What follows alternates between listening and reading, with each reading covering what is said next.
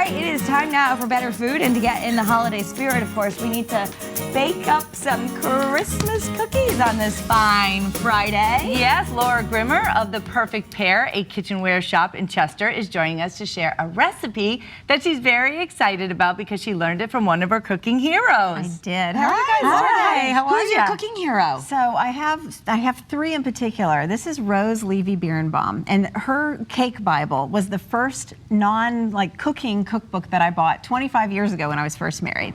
Wow. And so I have just adored her, and I am incredibly excited because I get to meet her on December 9th, and I can't wait for that. But what I wanted to talk about today was one of the things that is now starting to be cookie making season. Yep. And one of the problems that I have always had with cookies is that I always forget to leave the butter out. You have to soften it. You always have to soften the butter, and you can't really do it in the microwave because that messes up the texture. And so I actually have never been very good at making cookies until Rose. And I got her Christmas cookie book several years ago, and it totally blew my mind, and it changed the way I make cookies. And I really wanted to share that with you guys. Okay, so great. blow our mind, because Okay. I'm really good at getting the dough and then dropping it onto the sheet. That's And I'm really good at eating the batter.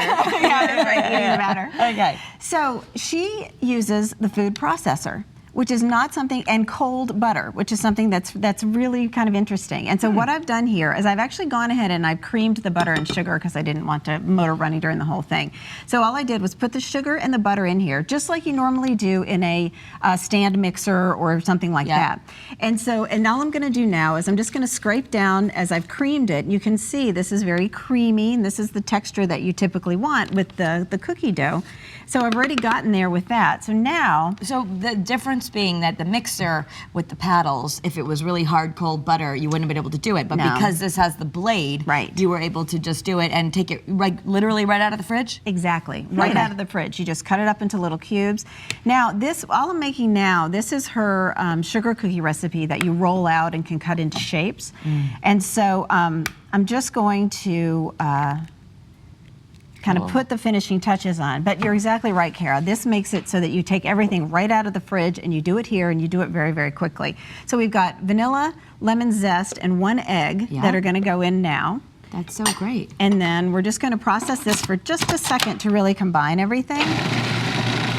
And it is important when you're baking to do these in the right operation, because unlike cooking, baking is a science. It kind of has to be done the right way, right? Right. If you don't, get everything creamed together and kind of built together correctly, then when you go to add in your flour and everything like that, it's not going to combine properly, and then you won't get the right rise or the right finish on the cookie that you want. I just want to comment that this is a lot neater than my kitchen Right? counter looks when You don't I have to make have, cookies. like, Right? everything, Flying butter and things all over the Yeah. place. So now I just have butter, the flour, and I've got about half a teaspoon of salt that I just put in, and I'm just going to put all of that into the food processor. Okay. Again, super easy, super clean, super neat, and we're just going to combine this until it really starts to come together. And a lot of this it's a technique that's not dissimilar to making pie crust in the food processor. See, and in that, you should do that as well. Do it in the food processor. Right, Okay. makes it so much easier. I'm sure and so much 99% faster. of the recipes say use the mixer. They either use the mixer or you have to, cut in the butter with something like that. So this is just a great way to kind of get it going, and again, do it very, very quickly. So this is it. And now one of the things that I love about this technique is I've adapted it to all of my favorite cookie recipes as well. So, Rose gives a lot of different cookie recipes, like gingerbread cookies that I made over here. Smell them. But any kind of cookie, you can do this exact same thing. So I adapted it with my chocolate chip cookie recipe, where I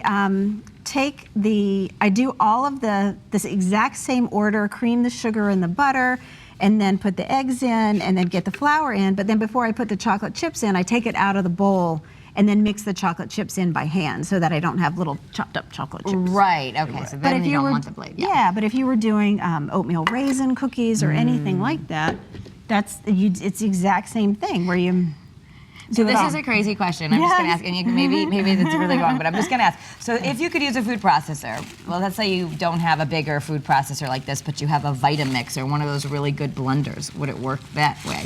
That's a great question. I think I think you probably could, but you'd have to be really careful not to over-process it. Okay. You know, and that's part of the problem with the Vitamix is that it's really, really good at what it does. Yeah. And maybe a little bit too good. Oh, so you can see good tip. for the cookies that you're going to roll out, I'm making it into a disc, just like pie crust, and then this is just going to go into the refrigerator. And that's it. That's Wow. it. That's it. That's amazing. Pretty neat and clean. So we want to let you know Very. because there's a really important event that's coming up, and you can join Laura because she is hosting her very own book signing and dessert reception with your cooking hero. How do we pronounce her name again? Rose Levy Birnbaum. Okay, and so this is next Sunday, December 9th, from 6:30 to 8:30 p.m., and this is right at your shop, The Perfect Pear? And it's actually, I'm expecting such a big crowd. I'm holding it down the street at a coffee shop in Chester called Sprouted. And okay. so you can have coffee and dessert. It'll just be wonderful. Okay, so right down the street, go to Sprouted. There is a link for tickets on our website, betterct.com. Laura, thank you so much. Thank you, guys.